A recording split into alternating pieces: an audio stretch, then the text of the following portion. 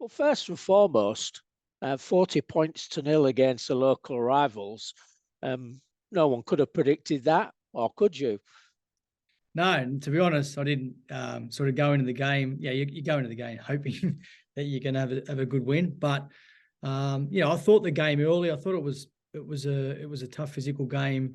And us being 14-0 up, going into halftime. I probably thought it was pretty even at the start of the game. But what we did, we built that game extremely well. We've got a saying around sort of winning the game early and scoring the points late, and I think that was a perfect example of that. We built the game, we did what we needed to do early, and then we started to open up and play some attractive rugby, which we're capable of. But we did the work early. Well, it's left you well positioned in the top four. Early doors, I know, but encouraging signs, don't you think? Yeah, obviously, anytime you're in the top four, it's encouraging. But like you said, mate, it's only early. There's a lot to play out. We've got a tough game this week against the champions, and it's pleasing to be in that four. But there's no doubt, mate, we've still got a lot of work to do. Okay, let's turn to the team news. And you picked up 2 suspensions with Jesse Sue and James Batchelor. Let's have your perspective on those suspensions. Oh, look, we've accepted them because it's one of those where you might have an opinion in terms of what you believe. Like I think James's example, it is difficult when a player is going through the line. My thoughts are that he kept his feet on the ground, and it's a difficult situation to not. Where to put your feet and how, and if your feet come up and then you hang, then that's classed as that hanger type tackle. Obviously the judiciary saw it different, and we accept it. So unfortunate for Jake, who I know, but definitely wasn't intentional. And then with Jesse's, I think he got put in that position, that horizontal position, which they're getting onto these days, which is fair enough. Back in the old days, obviously that's class as a good tackle, but the modern game, obviously safety comes first. So, we've accepted that one as well. How damaging is that going to be? You'd have wanted those 2 players available for a game against the World Club champions, wouldn't you? Yeah, absolutely. They've been a major part to what we've done early in the season. They've both played every game, and they've both been strong. Jess has obviously come over from Australia, settled in well with his family, and he's doing. I think his rugby speaking for itself. He's a big part of what we do, and James Batchelor, who I've been open to say I believe he's going to be a future, or should be a future, rep player down the track. He does all the little things that go unnoticed by some people, definitely not from us as coaching staff and his teammates. So there's no doubt you lose 2 quality players, but then it gives opportunity for other players to come in. We've been in this situation already this year, and we've had some strong performances. So we'll need to do that again against the champions. Who comes into your thoughts then on that perspective? Obviously Frankie Holton comes in. He's done the job before, so he'll come in. And Matty Staunton, who Matty played the first game against Wigan, then he had disrupted sort of start to the season with his toe in and out, but his form's been good. So, you look at those 2 guys; they're both very capable of coming into the team and making a difference. How pleased are you that you have got that natural replacement in terms of squad strength? Yeah, it's massive. Yeah. You always talk about, and it's not easy for players, but it is a squad. At the start of the year, you train in a pre-season, and no one's really getting picked in terms of a top 17. You're looking at combinations and you're mixing the teams up, so everyone's naturally happy at that stage of the season, and then the disappointments start when you can only pick 17 players. But the beauty of our team this year is we do have a squad. And they've done the job before. Those 2 have done the job before when they've come in, and we know they'll do that again. Yeah, goodness me. I mean, as a coach, it's a headache, but it's a headache that you can well put up with, isn't it? It is. It's just part of the job, and you want those headaches. You want to have players that are that are competing for spots. And even so now, like we're doing well at the moment, but you still don't know what that best 17 looks like. And I'm sure you can ask various opinions on it. People would have different opinions on what they believe the best 17 is. And I think that's a strong position to be in, because it means that you've got players that if they're not performing well, suspensions like we've got this week, or, things happen, you've always got someone that can come in and do a job. Anybody picks up any injuries out of the Derby game that will mean that they're not going to be involved? So we've got some bumps and bruises naturally with a game like that. But so Reece Kennedy is in doubt at the moment with a hamstring. So we'll just see how that goes. Other than that, we're hopeful that everyone will be okay. Well, you can't mess around with hamstrings, can you? If in doubt, leave them out, I suppose is the expression, isn't it? Yeah, absolutely, mate. They're different to a contact injury. They're different to that, mate. So sometimes they may feel okay, but you need to have the strength in it, and you need to test it under fatigue. And we'll only play him if he's 100% right. And can I talk to you about Will Tate, who's moved on to Castleford? He was seen as, a player for the future. But was it the club's decision, or did he want more first team rugby? Yeah, no, definitely wasn't the club's decision. We obviously coming through our academy, Will already played first team. We definitely wanted to keep him, but Will approached me and mentioned that he had an opportunity to go to Castleford. He initially said that he believed it was the best pathway for him to play regular first grade, and then that was the initial conversation. Then he came back to me, and they'd put a multi-year deal in front of him. What I said to him, and I'll say to all the players, naturally, like a player like Will, we wanted to keep, but if he believes his pathway is a better one at another club to play more first team, then I wouldn't stand in the way of that. Because if you don't have a happy player, or they're always looking out other opportunities, then they're not going to play their best rugby, and they're not going to be happy. So for me, we're fully supportive of that. Now I understand, it's not an ideal scenario, because you want to keep your youth, and you want to keep players that you want for the future. But we're going to have that going forward as well. We've got a competitive squad, so there's no doubt there's going to be, and there can be, and there is a little bit of unrest when guys aren't getting a lot of time and they see an opportunity somewhere else. So the example for Will Dagger, like he gets to play first team now at Wakefield, and he's got an opportunity now to help Wakefield get out of the little situation they're in. But he's playing first team, so he's off contract this year. So for a player like Will, they need to be playing first team. For a player like Will Tate, he's young, and obviously wants to play as much first team as possible. We couldn't guarantee him that in the near future, but we certainly saw him as a potential first grader for down the track. And sorry, mate, he will have a successful, I believe, will have a successful Super League career. So why did you release him? Why didn't you just say, right, go there on loan till the end of the season, and we'll review it?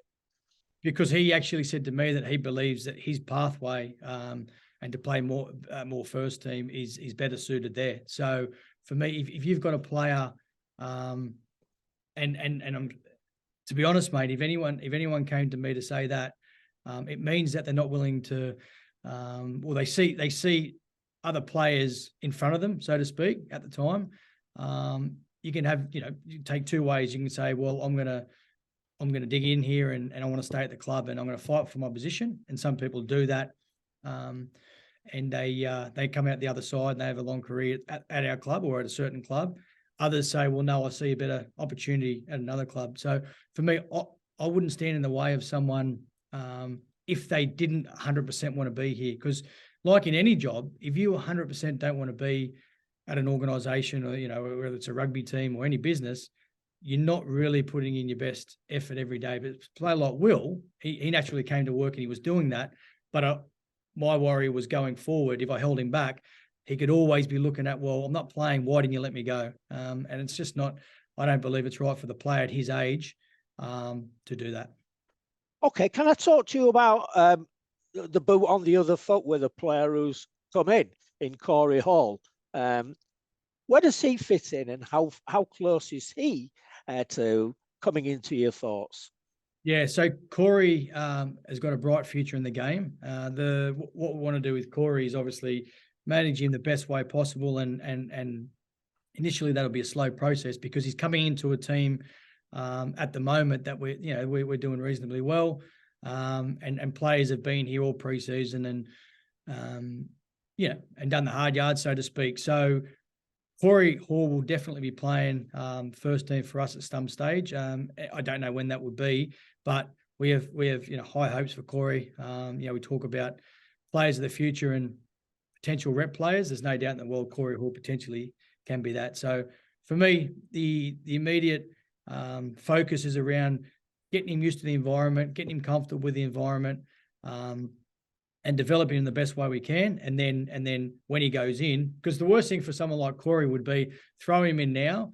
And then if it didn't work out, if he doesn't play well, he gets judged on that straight away. Where I want him to, as I say, feel comfortable in the environment, do all that first. And then when he gets his opportunity, Corey will be a long-term player. I can't help but think that, scenarios a little bit the same as Will Tate and Dagger. You bring in a player and he's not touching the first team. How long is it before he starts to get disgruntled? He's only been here a week. I know, but you know what I'm saying? It can. That's right, mate. It can happen. And I think what you need to do is talk to the players about their futures and where they're best suited at the time, and then give them a vision of where they're going to be at. But we've sat down with Corey, mate. He knows sort of exactly where he's at the moment. But when you've got a squad of 30-odd players, Willem, people have got to miss out, mate. And then it's up to the player whether they're willing to fight for that position. So what I want to have in this club going forward is 30 players that are willing to fight for their position week in, week out. Whether that be in the short term, the long term. When you have that, mate, then you're gonna have a healthy competition for spots, and that's what you want to have. Because what we've had, mate, what we've had in the past is we've had a team that could have 17 players, and we've had no depth at all. No one's putting competition on those players, and there's no coincidence there. We're falling short in some areas. You need to have depth. The best clubs have depth, and they're fighting for positions each week. That's the reality. Yeah. Okay. Thank you very much for that. Let's turn to the game against Saint Helens then. And they're in the unusual position of already losing games this season. Is it a good time to play them, considering their form, players that are suspended, and players who are injured as well?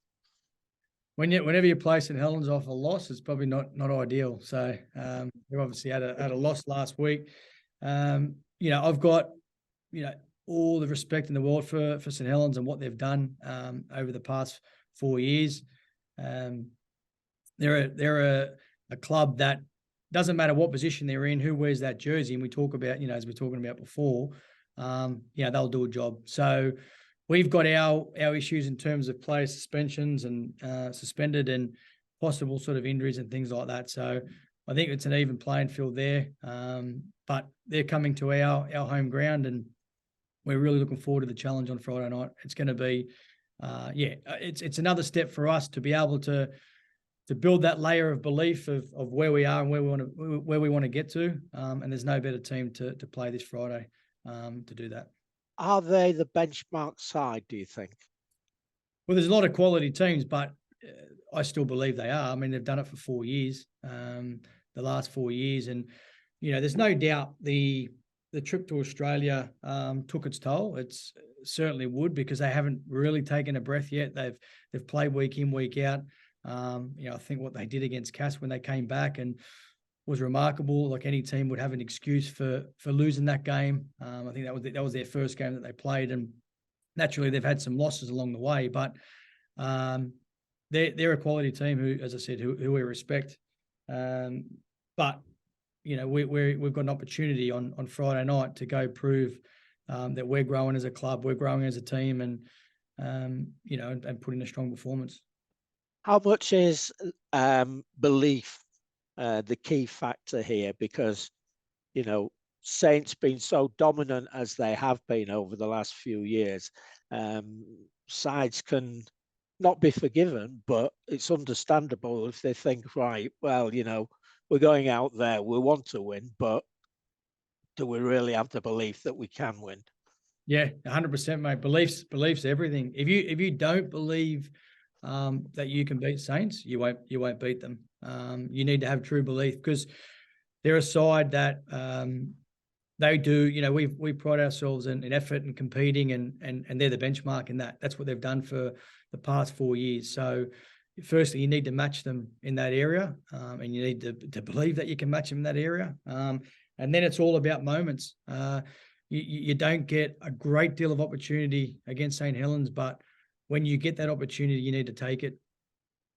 You need to play a different style against them, because they are very well structured in terms of their systems, their defensive systems, and they work hard. But at the end of the day, mate, like you say, it's if you don't have belief, you're not going to win. If you have a belief, well, you're certainly a chance then. You say that they have different systems and you need to play different styles. And I'm not looking for you to give away your game plan or anything like that.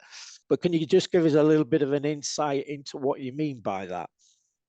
Oh, look, if you're structured with your attack and too structured with the attack, they eat that up, because their defensive systems and their the way they defend is they handle all that sort of stuff. So, you need to, I suppose, upset their systems a little bit by, whether it's offloads, whether it's kicks, whether it's a bit of sort of, I mean, you look at Leeds beat them and they play that sort of chaos style of rugby. You need to have a little bit of that. So I'm not saying that we're going to go and throw the ball around at will, but because they eat that up as well. But you can't just afford to play a structured sort of style, because that doesn't break them down. You've got two halfbacks who are in form. You've got Lachlan Coote out the back. You've got Matt Parcell. You've got your spine there, seeming to fire. How much encouragement does that give you for you to be able to say, well, I know we're playing Saint Helens. I know that they're the World Club champions, but I believe we're better than them. Now go out there and show it. Yeah, I think it's the way that they're getting around training, and obviously they're playing together now. I've always spoken about sort of cohesion in the spine. If you've got that, then you're in a good position. So what they're doing at training, what they're doing in their meetings, tells me that they're building a strong connection. So, and you're right. I looked around today, and although you got a few out, you look at it and go, okay, well, you've got our spine that's pretty much been there now. Obviously, Rowan Milnes comes in, and when Jordan's not there, and he's still important to what we do. But it certainly helps. Certainly gives myself and the staff confidence. But more importantly, you can see that they're building some belief and confidence amongst each other. That's the point I was driving at. Is to go from a middle of the road side, or a side that competes just to nick into the six, to be up there with the rest of them. Self-belief is just unbelievable now. You lose a game against Saint Helens and that belief drains away, doesn't it? You win a game against Wigan, Hull FC, Leeds, get yourself into a situation where week on week, you then become a Saint Helens who have belief that they won't get beaten. Yeah, it takes time. There's no doubt, mate. Belief is everything, and that's what I said that at the start of the year. I said that before the season. So what was holding us back was a real belief that we can be, a top 6 team and a top 4 team, and we're sitting in the 4 now, but that doesn't make you a top 4 team. What you need to be doing is doing that week in, week out. You need to be consistent with your performances. But I go back to the 3 games that we got beat. Our performances, Lee, even though we got beat on the bell, wasn't a great performance. Warrington's second half, was an outstanding performance, and we just got beaten that game. But it's funny, the game that I get a lot of belief out was the game against Catalans. We got beat 26-12, and I have heard some people say that we were never in that game, or we got blown away, or we had a lot of HIAs that day. We had a lot of varsity players playing out of position, but we're still in the fight. So for me, that's when after that game, when we spoke with each other, we spoke about the belief in the group and the belief we should be getting from that game. We've gone on to win the next 3, but it's what we did in that game that gave us the belief to take into the next game and the next game and the next game. So now we come up against a different opposition in terms of we're playing the champions. So it's all about our performance. If we go in thinking, we're going to win, we're going to put too much pressure on ourselves, it won't happen. It's the moments, as I spoke about, that'll win this game. And it's the belief factor, like you said before. If we believe and we win more moments than we lose, then that result hopefully will take care of itself. Willie, lovely to talk to you. Thank you very much. Cheers, Gwilym. Thanks, mate. Hi, Willie. You all right, mate? Hey, Joe. How you doing? Yeah, good, thanks. Just going back to the injuries, you mentioned Sean Kenny-Dowell on Good Friday. How was he holding up? Was it his ribs? Yeah, so hopefully he's going to play, mate. Still, we just got to manage him towards the end of the week. He did train today, but it's one that we need to sort of manage, but hopefully he'll be okay, mate. Yeah, and like we've said, it's great to have that squad depth, and that could even open up a gap for a Corey Hall or Sam Wood moving back. It's good to have that depth. Yeah, definitely, mate. Yeah, you need to have that. Obviously, we want our captain playing, but if he doesn't play, then it gives an opportunity for a Corey Hall, for sure. And you mentioned about the people getting rep honours in the future. Obviously, England playing a few weeks. As it stands, would you expect a few of your English cohesion to be playing, do you reckon, at the moment? Yeah, I'd like to. I'd like to think that they will, mate. There's no doubt sort of where we're sitting helps with that. But yeah, there's been some strong individual performances, and obviously Sean Waynes knows who he's going to pick, and I'm hoping that he's going to pick a few of our players, because it's obviously great for the individual, but it's great for the club as well. Yeah, perfect. Cheers, mate. I'll see you on Friday. Cheers, Joe. Hey, well, are you all right? Hey, James. Good, mate. Good stuff. I won't keep you too long. Everything's pretty much been covered. Do you view this as the acid test of how far you've come this Friday? I think it's a great opportunity for us. I think because we had obviously the whole derby last week. We had a great win last week, and then we're playing Saint Helens this week. People say that we haven't performed after a derby. We haven't beaten Saint Helens since 2015, I think it is. So for me, that means that don't mean too much. And the reason why I say that is because it will show, if we put in a strong performance this week, it'll show how far we've come as a group, because it's just a mindset. We always talk about getting our process right, getting our preparation right. We've had a good session today, so nothing sort of tells me that we're not preparing like we did previously. But yeah, it is a great opportunity. It's a great test for us to play against the champions. And, as I say, we're looking for a big performance. We're looking for a strong performance. And then, as I said, mate, it'll come down to moments in the game that we need to win. Is the key to beating them still matching their famed intensity? Have you noticed that still at the same level, even though they've not been getting the results? Yeah, mate, Saints have always got that. So there's no doubt they're the leaders with that. They're leaders with line speed, their kick chase, all those little effort areas that teams talk about. There's no doubt it's evident there, and teams are trying to catch Saints in that department. So we know what they're going to bring on Friday. It's going to be a game that you need to be prepared to win in the 79th minute. You need to be prepared to put your body on the line, put your body in front. They've got players that run hard. Their back five run extremely hard.